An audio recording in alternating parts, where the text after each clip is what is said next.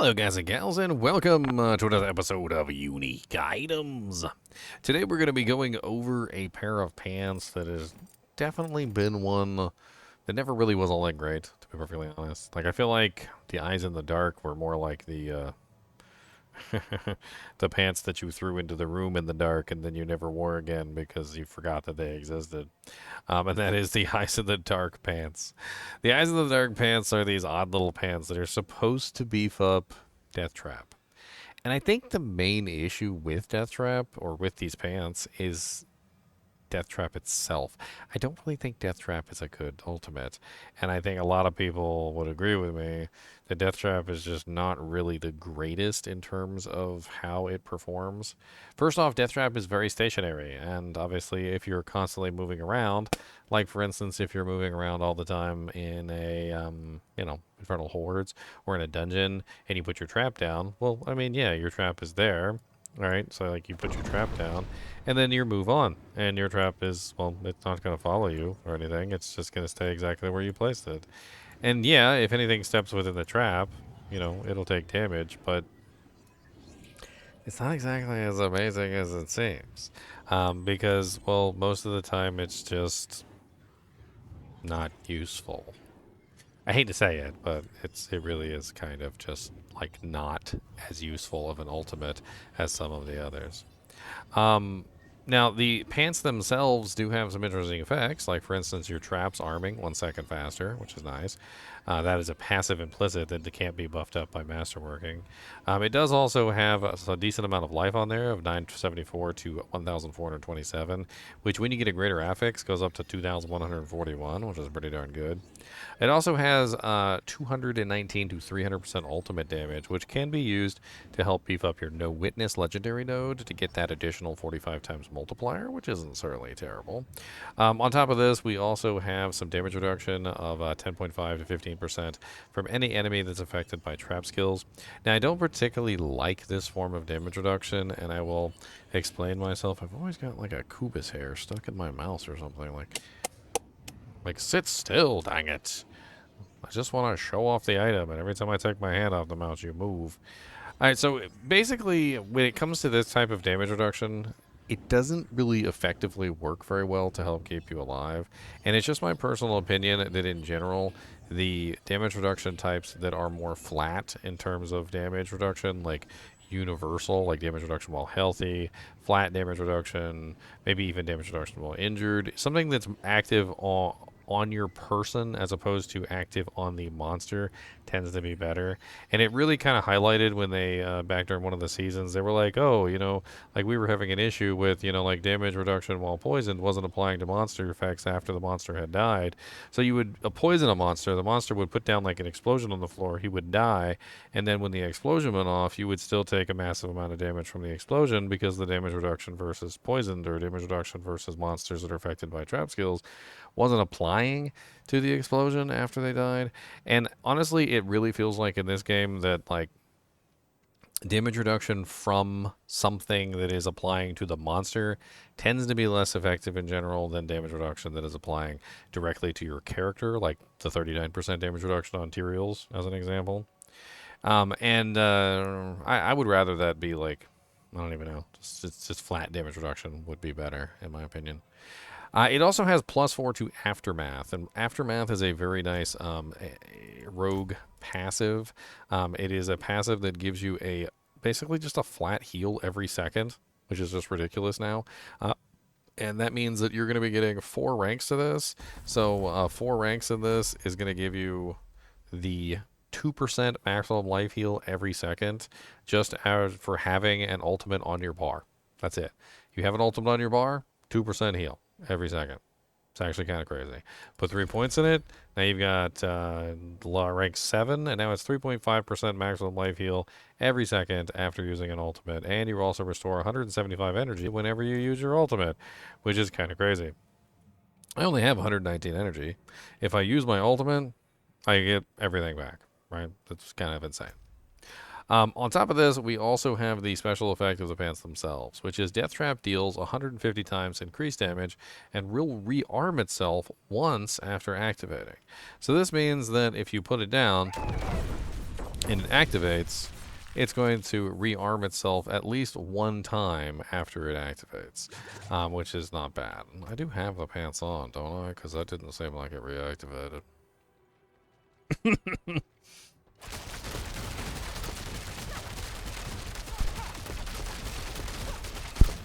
I can reset it by spending resource. So let's go ahead and try that again. First off, let's take this down to a single training dummy and let's put it on the edge. Well, there you go. It did actually activate twice. Don't have enough energy.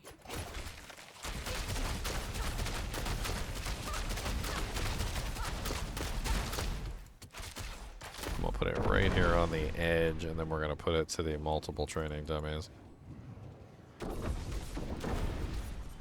Yeah, so it definitely is activating twice. So you're basically going to get double damage out of it now. And how it worked before, which was rather unfortunate, is it never really attacked twice. It was like a... I don't know how to put it. They had it set up where it would infinitely rearm itself as long as it didn't kill a monster, but like it always killed a monster. Like there was always some little like swarm pile or some like rat or something would get into it and it would get killed, and so it just wouldn't rearm itself at all. And so instead of getting an infinitely rearming death trap, you got a death trap that fired one time. It never fired a second time, basically, because it always killed something. And the change to always getting a second activation is definitely powerful in terms of a trap build. So if you were trying to do a trap build, having a second activation of your death trap is certainly not terrible. But one of the issues that I have with these pair of pants, and also the death trap ability itself, is that none of the abilities are the same damage type. Shadow damage is what Death Trap is. Poison Trap is a poison trap. Caltrops, which also functions as a trap, is physical damage. And on top of that, there's also the Writhing Band of Trickery, which I don't know if I pulled out here. The Writhing Band of Trickery is also a trap, and it counts as shadow damage. So when you're dealing with these traps, another issue that you're going to have, especially with the death trap, is that it doesn't scale based on the same kind of effects. If you're scaling the poison trap, you're probably going to go with all the poison passives and like the Bane and the Tracker and whatnot. And the Bane and Tracker are not going to do anything for your shadow trap. It would be interesting if they had set up the traps so that you could maybe like elementally align them at some point and scale them all together so that you could actually make a trap character. I also feel like the traps in this game just fail in terms of like trying to like capture that magic that the traps did in Diablo 2, for instance. The Diablo 2 traps shot lightning bolts. The Diablo 2 traps shot charged bolts. They shot flamethrowers. They had walls of flame that would come out. They corpse exploded. They did all sorts of amazing things. And the traps in this game kind of suck, to be perfectly honest. And I've actually tried to build some trappers, and I just don't really feel like they're the most amazing things in the world. They're just not. And it's not that this pair of pants is bad, if I'm being perfectly honest. I feel like they did a pretty good job beefing this pair of pants up. I like this pair of pants. I think that if you're using Death Trap, I think this pair of pants makes sense now. However, I don't know if I would still want to use Death Trap, especially if I'm scaling, like if I'm building a trap character and I'm scaling Poison Trap, why do I want to scale a Shadow Damage Trap? However, it is interesting to note that the Writhing Band of Trickery counts as a trap now and also could potentially be used with this. And what you could do is you could, of course, use the Writhing Band of Trickery to summon a decoy trap in the center of your death trap, and you could utilize them to get a damage pump from both of them at the same time, sucking all the monsters in, of course, and then getting them hit, and then, of course, making sure that it actually attacks twice. And it could be very interesting to, like, use the Writhing Band of Trickery and the decoy trap, the death trap together. I do think that could be very interesting. It's one of the items in the game that was changed recently to be considered a trap skill, which means it's going to scale with all of your trap modifiers and the trap paragon legendary nodes and things like that. So you can definitely get some decent damage out of it. On top of that, it does have a certain synergy with the death trap by basically creating a taunt that lures the monsters into the stationary trap, which is something that I basically just complained about is the fact that it's stationary, right? Well, if you at least if you have something that is taunting the monsters into the trap, then that's a little bit better because now you have something that's going to make the monsters that are standing out here go inside. I got disconnected. What the hell? Let me back in.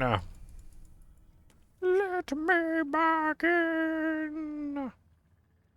That's okay. We've pretty much gone over the entire item anyway. Um, when it comes to the Eyes in the Dark pants, I'm not very impressed. I'm impressed with the pants themselves in terms of their stats, but I'm not impressed with the ability at which it's focused on. If it's focused on a bad ability, I mean, how can it really be a very good pair of pants? And maybe I'm going to turn this into something else here. So first off, let's go over where you could potentially get these items, these pants first, if you want to get yourself an Eyes in the Dark pair of pants. They do come from Echo of Arshan and Lord Zir if you're trying to farm them. On top of this, I let's talk for just a second what I would do to fix these if I could. And maybe if the developers are listening, you can take some of my advice or not. You take it or leave it. First off, the Eyes in the Dark pants are fine because they're beefing up the Death Trap skill. And I think you did a really good job itemizing them for the Death Trap skill. But the Death Trap skill sucks. Okay?